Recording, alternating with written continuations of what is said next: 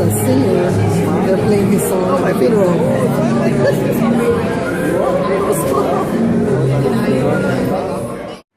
We were in attendance at the funeral of a family friend. This is my dad's friend, my mom, and here's Joe. And the church is too packed for us to be inside, so we're all standing outside. Alright guys, so that funeral was taking so long. The repast doesn't start till 1 o'clock. There were a bunch of dignitaries at the funeral. I didn't realize that my friend that died, that he was a reporter. I know when I went to the Prime Minister thing last year, he did say that he was with the press. And I thought he was kidding, because he was like that. He was one of those men that dressed the part all day long, okay? So I didn't know he was really with the press.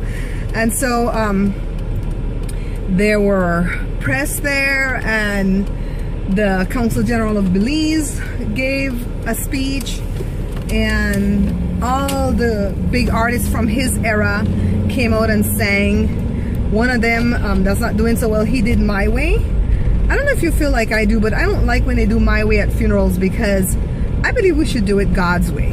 You know, when we're living this life on this earth, and not, if we do it our way, then we kind of mess up and fall into pitfalls and stuff. But I guess people are not as deep as that. They just like the song because it's like, I did it my way.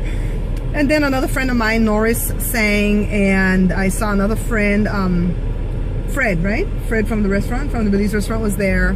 We saw so many people there, and it was like a party.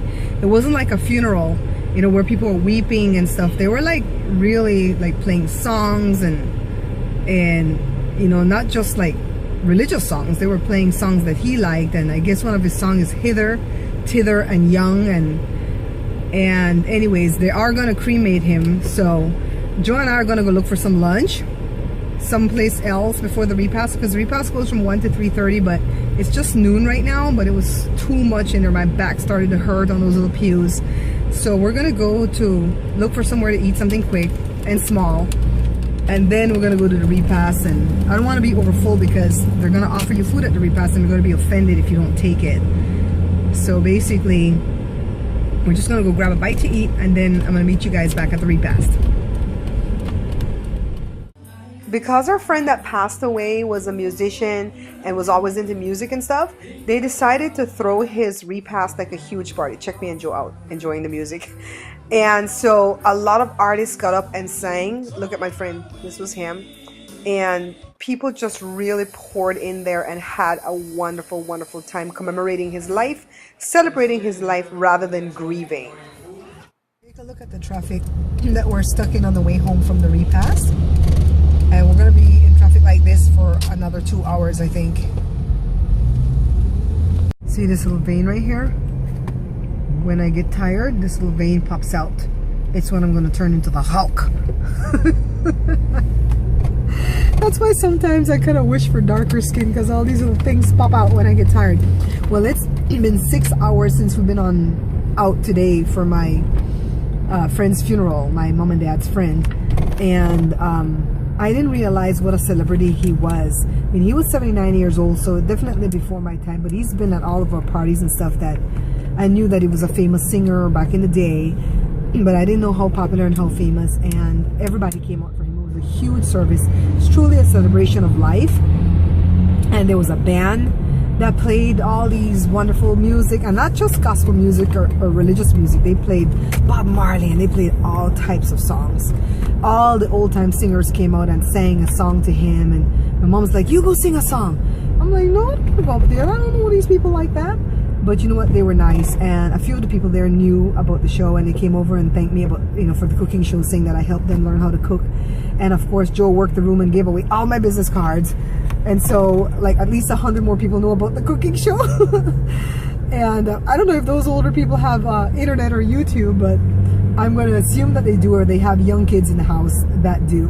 And so we had a wonderful time at this funeral. We really did. I mean, that's kind of funny to say, huh, that you had a wonderful time at a funeral, but it was truly a celebration of life. And I think this is the way this guy would have wanted. And everybody was there. Everybody was there. So it's like even the Consul General and just a whole lot of people. It was like a dignitary, right, Joe? It was like, that's Joe. He's mad because he's stuck in traffic. But it was like a dignitary from Belize died. And so it was an awesome funeral. And it was Joe and me and mommy and daddy were at the funeral. No yawning, Joe. You have to get me home safe. Getting tired. I'm tired. Costco. He always opens the box of oranges, not to steal more, but to make sure he doesn't even get one rotted one. Why are you telling people that? Leave the rotted one for everybody else. And we feel no guilt about it because they put this stuff in the freezer and take it back out. Put it in the freezer, take it back out. So they rotate it, and then you get home and you have 1 or 2 rotted on the bottom, and then it just rots the rest. So I have to bring my Joe when I come to Costco because he is so super at sharking this stuff out. Can't you bite for the Bear Pantry show? Can't you bite for the Bear Pantry show? Can't you like contribute something? You need it? I don't need them, but I want them. There's 2 different things. Want and need. I already said. And it's not like you haven't contributed. You contributed the refrigerator, the stove. It's up to you. That's what he does, guys. It's up to you. You're the one having the money. You don't want to cook it. So I have Joe on the line buying me a churro.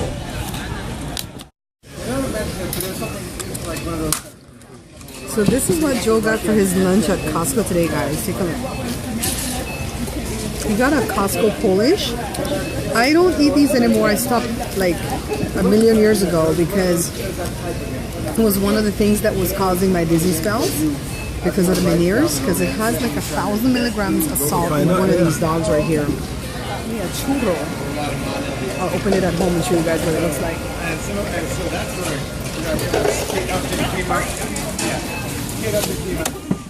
So I sit and watch and he has no guilt. No guilt, right? No guilt? So when I get home, I'm going to make something healthy. I bought pizza for the kids and a churro for me.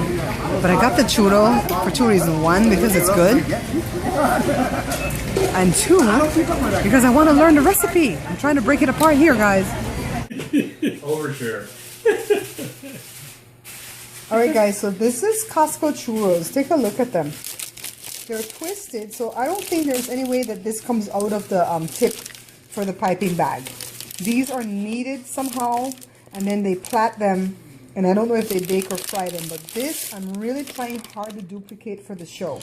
I've got the recipe to where it tastes like this, but the dough comes out too soft that you have to put it through a piping bag, which is the regular way churros are made. And so I can't plait it like this, but I will get there, I promise you guys. What you doing? Plain. He's always on this website looking for used cars. For what? I don't know. Hey Josh, you want to put the groceries away? Want to put the groceries away? No? No? Meanie. Alright, so one thing when it comes to these churros, a little piece will go far away, so take a look at the inside. You know what? It is fried. Ooh, how do they fry this? Does that look fried to you, Joe? I'm gonna figure it out though.